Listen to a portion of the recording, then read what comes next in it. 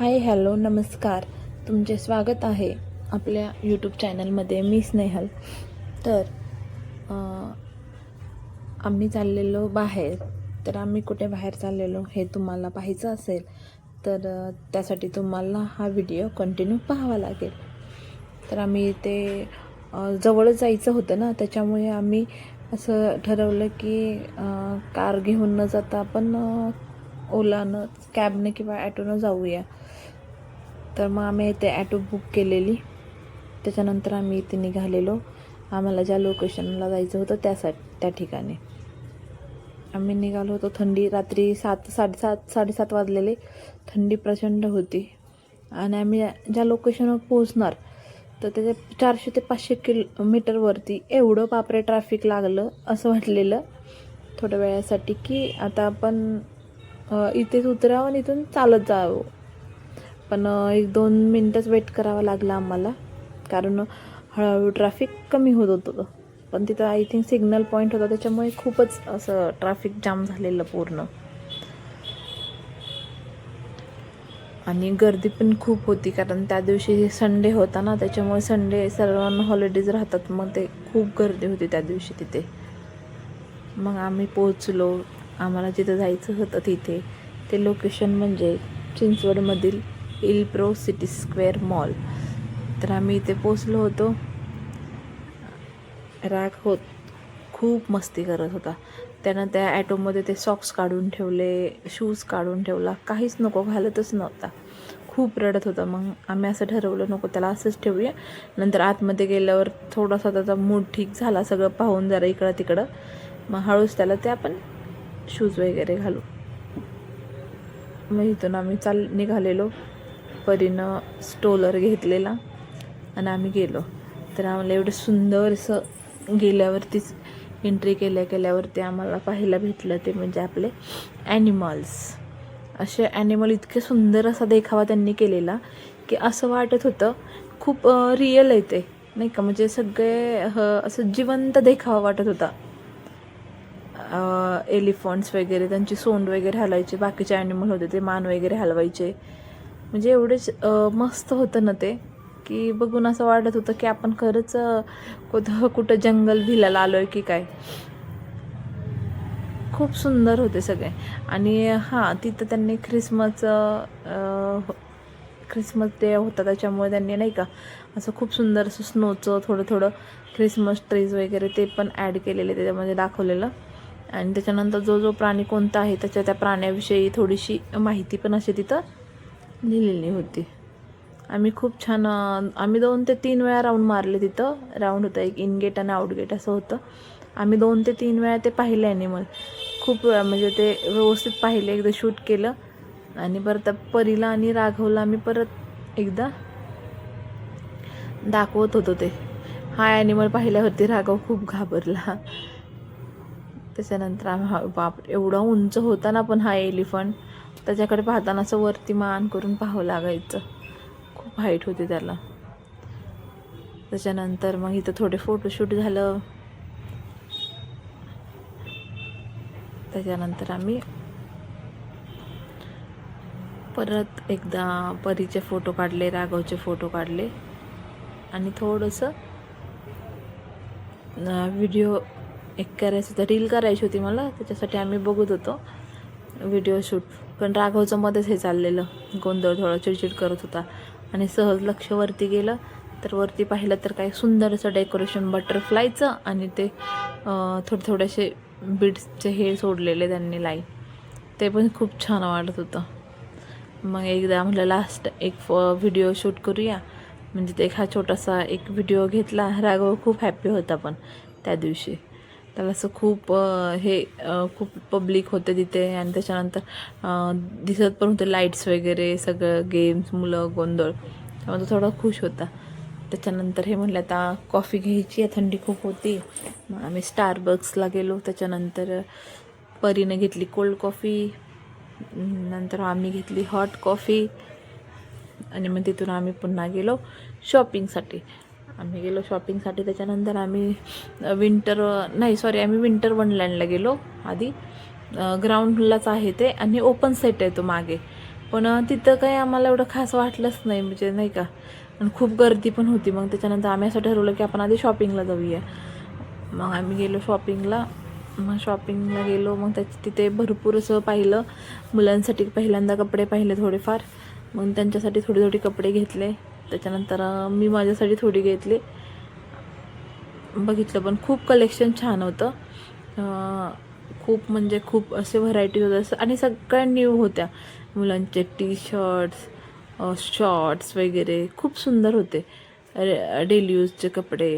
त्याच्यानंतर असे खूप म्हणजे खूप सुंदर होते. आणि लहान बाळांचे पण खूप छान होते. न्यू बॉर्नचे पण छान होते. त्याच्यानंतर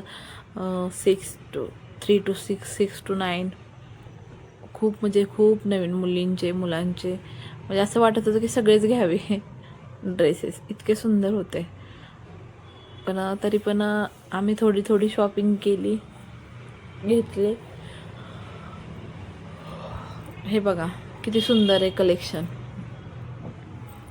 आणि एवढं सुंदर होते. आणि सगळं माहिती आहे न्यू होते आणि डिस्काउंट होतं खूप. 40%, 50%, 60% असे वेगवेगळे डिस्काउंट वेगवेगळ्या ब्रँड्सवर होते. त्याच्यानंतर इथं स्किन केअर पण मला काही घ्यायचं होतं, स्किन केअरचे आयटम. मग मी तेही बघितले, तेही घेतले थोडे. आणि त्याच्यानंतर आम्ही गेलो बिलिंग काउंटरला. बिलिंग काउंटरला जाताना मला परत हा सेक्शन एक दिसला की तिथे मी हा पाहिलाच नव्हता. मग तिथं म्हटलं थोडंसं एक चक्कर मारूया आपण, चला. तर तिथे 50% डिस्काउंट चालू होतं. बापरे. मग पुन्हा मी बघितले काही टी शर्ट, काही टॉप्स घेतले, ते ट्रायल केले आणि बघितले तर आवडले मला. मग त्यातून घेतले थोडे पुन्हा एकदा तिथे. नंतर पुढं म्हणले, परी बोलली चला आपण मग बाबांसाठी काहीतरी बघूया. म्हणून बाबांसाठी आम्ही बघायला गेलो. तिथे तर शर्ट्स वगैरे तर त्यांना काही चॉईसच झाले नाही. ते बोलले नको मला आत्ता, मी नेक्स्ट टाईम घेईल. मग तिथून आम्ही स्किन केअरला पुन्हा गेलो. पुन्हा मला एका ब्रँडविषयी विचारायचं होतं. मग तिथं विचारलं. मग ते बोलले की तो आत्ता नाही आहे, ते संपलेलं आहे. मग म्हणजे ठीक आहे. मग डेली यूजसाठी पण तिथं कुर्ते पाहिले. ह्या सेक्शनला आम्ही आलोच नव्हतो. मग तिथं पाहिले कुर्तीज आणि मग घेतले. आणि शेवटी आम्ही आलो लास्ट बिलिंग सेक्शनला. बिलिंग सेक्शनच्या इथं पण लहान मुलांच्या वस्तू ठेवल्यात की ते लहान मुलं घेतातच आणि रडत बसतात. तरी पण मी थोडंसं कंट्रोल केलं की नाही, खूप कॉस्टली होतं म्हणजे टॉयज वगैरे. मग शेवटी मी इथं बिलिंग काउंटरला बिल केलं आणि आम्ही बिल घेतलं. आणि आता आम्ही शॉपिंग करून निघालो होतो घरी. आणि मग आम्ही घरी निघालेलो. त्याच्यानंतर मग घरी निघालो. परी बोलली नाही मम्मा भूक लागलेली. मग भूक लागली मम्मा म्हणून मग आम्ही पुन्हा वरच्या फ्लोअरला गेलो जिथे फूड सेक्शन होता. मग आम्ही तिथे गेलो. तिथे थोडंफार खाल्लं. तिथं काही शूट केलं नाही आम्ही तर काही खाताना वगैरे, पण खाल्ले आम्ही थोडंसं. आणि आम्ही मग आता संध्याकाळी खूप झालेली. मग आम्हाला रात्री आम्ही काही कार किंवा आमची बाईक घेऊन आलो नव्हतो, त्याच्यामुळे आम्हाला ओलाच करून जायचं होतं. मग त्याच्यानंतर आम्ही ठरवलं की आता आपण निघूया.